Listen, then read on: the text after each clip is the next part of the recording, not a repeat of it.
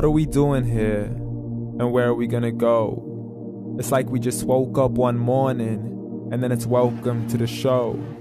Don't ask any questions, just go with the flow. Make as much money as you can and try your best not to get broke.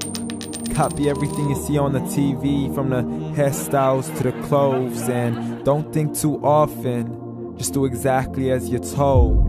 And if you ever get confused, then just turn towards the alcohol. You'll still hear your thoughts, then just turn up the radio as you learn to live a lifestyle of drugs, sex, and rock and roll. But in all honesty, I just need to know, is there more to the cycle than growing and getting old? Living and dying just to leave behind a happy home and a whole lot of property that somebody else is going to own.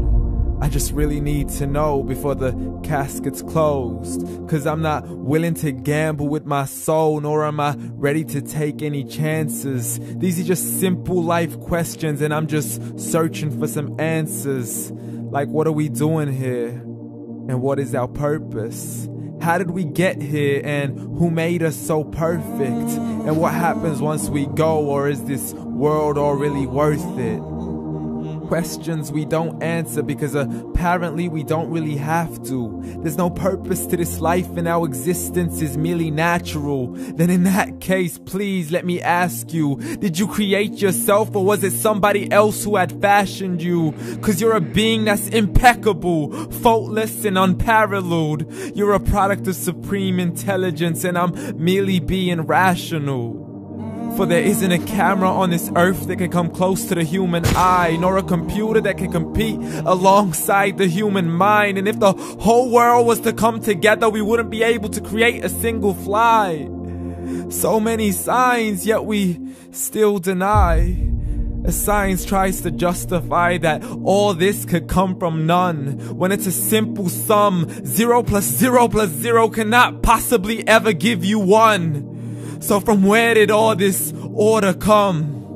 For everything has its origins, a maker, a creator of its own. I mean, the only reason you're watching this video is because somebody had to press upload. So we can believe in the Big Bang, but I'd rather believe in He who caused it to explode. Allah, the creator of everything along with every single soul.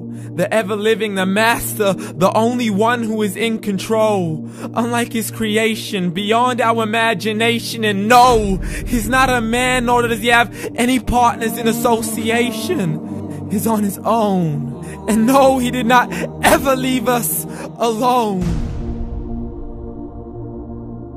Just like every manufacturer, he left us with an instruction manual. The Quran and Islam, and I'm sorry to jump to conclusions, but it's the only one possible. The only definition of God is the one and only supreme being. It's logical, a book with 0 contradictions, with miracles that are both scientific and historical, all revealed over 1400 years ago. Like the detailed description of the human embryo. The descriptions of the human embryo in the Quran cannot be based on scientific knowledge in the 7th century. To the mountains as pegs holding firm the earth below, and the 2 seas that don't mix in a complete separate flow. To the planets in orbit, alternating night and day as they stay in flow. The expansion of the universe and the creation of everything from H2O.